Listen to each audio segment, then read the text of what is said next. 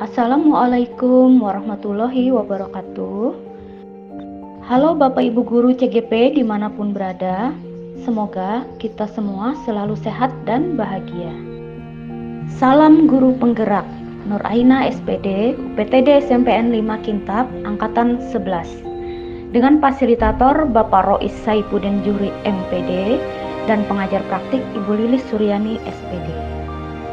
Pada kesempatan kali ini, saya akan memaparkan modul 1.1 koneksi antar materi, kesimpulan, dan refleksi pemikiran Ki Hajar Dewantara.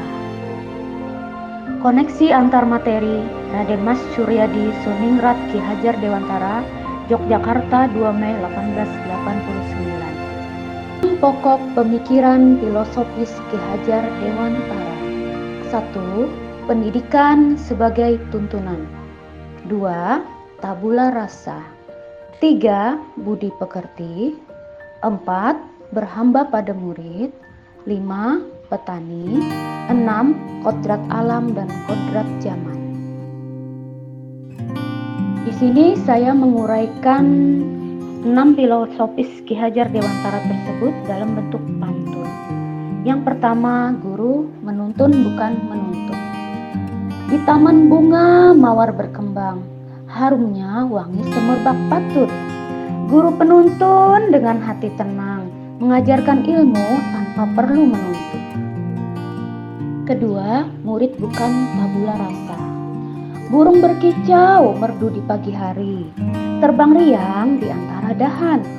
Murid datang dengan akal budi, bukan tabula rasa, tapi penuh harapan. Ketiga, pendidikan budi pekerti. Kupu-kupu hinggap di atas atap, bersayap indah penuh warna-warni. Guru ajarkan budi pekerti mantap, untuk murid menjadi bekal hidup sejati. Keempat, pendidikan berpusat pada murid. Pagi hari memetik melati, harumnya wangi semerbak di taman. Guru menghamba dengan hati, membimbing murid menuju impian. Kelima, guru ibarat petani yang tekun. Petani menanam padi di sawah, merawat penuh kasih dan sayang. Guru menanam ilmu tanpa lelah, membuat murid bijak dan cemerlang. Keenam, kodrat alam dan kodrat zaman. Matahari terbit memberi rasa nyaman, sinar terang menyambut pagi. Ki Hajar Dewantara ajarkan kodrat alam dan zaman, selaras hidup, bijak memahami. Selanjutnya, saya akan merefleksikan diri saya melalui 3 pertanyaan. 1.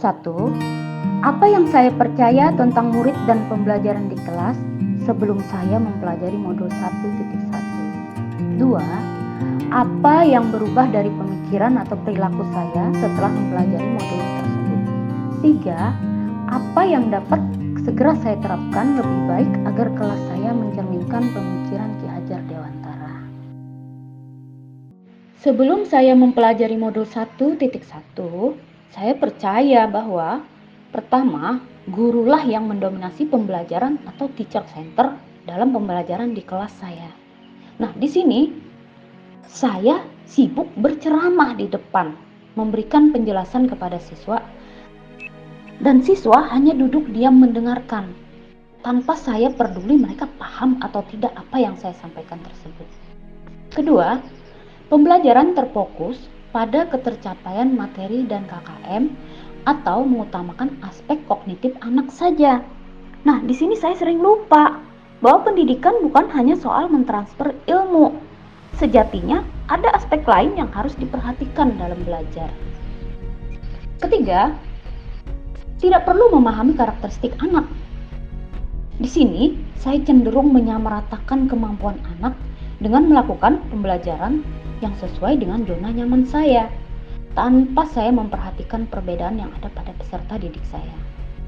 Keempat, kejar tayang materi yang harus habis dalam 1 semester. Nah, di sini saya sibuk menyuruh anak murid saya untuk mencatat tanpa sempat saya menjelaskan materi yang saya suruh catat tersebut. Kelima, saya berpikir jika suasana tertib, tenang, dan fokus, anak-anak akan mudah memahami materi yang disampaikan. Setelah saya mempelajari modul 1.1, perubahan dari pemikiran atau perilaku yang saya alami adalah A. Merubah pemikiran bahwa guru bukanlah satu-satunya sumber belajar, tidak lagi mengejar nilai sebagai sumber utama penilaian, menghargai setiap karakteristik belajar siswa, tidak lagi kejar-kejaran dengan materi dalam pembelajaran, berpusat pada peserta didik, dan menciptakan pembelajaran yang menyenangkan. B. Merubah perilaku. 1. Mengemas pembelajaran secara menarik agar motivasi belajar siswa meningkat. Kedua, dalam pembelajaran memberikan kebebasan kepada anak untuk menyelesaikan tugas sesuai dengan bakat, minat, dan kreativitasnya. Ketiga, lebih cermat melihat bakat anak atau menuntun sesuai kodrat. Di sini bisa dilakukan oleh guru melalui observasi, wawancara, dan juga pendekatan personal agar lebih dekat dengan anak didik. Kemudian, agar kelas dapat mencerminkan pemikiran Ki Hajar Dewantara, penerapan yang segera akan saya lakukan di kelas antara lain: 1. Merancang pembelajaran interaktif dan menyenangkan dengan melibatkan peserta didik. Misal, dengan kegiatan diskusi kelompok. Saya memberikan topik pembelajaran kepada peserta didik dan membagi tiap siswa menjadi kelompok kecil. Dalam diskusi tersebut, siswa akan saling berinteraksi, bertukar ide, dan mencari solusi bersama hingga kegiatan belajar menjadi lebih aktif. Kedua, menerapkan pembelajaran berbasis budaya lokal setempat. Hal ini penting untuk kita terapkan kepada anak-anak saat ini. Mengingat perkembangan pada era digitalisasi ini, banyak sekali anak-anak yang hilang nilai-nilai budayanya. Di sini saya sebagai guru berusaha memberikan penerapan materi terhadap kehidupan sehari-hari dengan kearifan lokal budaya setempat, seperti membuat drama dalam bahasa Banjar yang disebut dengan Japin Carita, yang bisa ditampilkan nanti pada acara perpisahan kakak kelas mereka. Karena Japin Carita ini saya ajarkan pada murid kelas 7. Ketiga adalah menerapkan konsep merdeka belajar dan mengintegrasikan setiap pembelajaran dengan pencapaian profil pelajar Pancasila.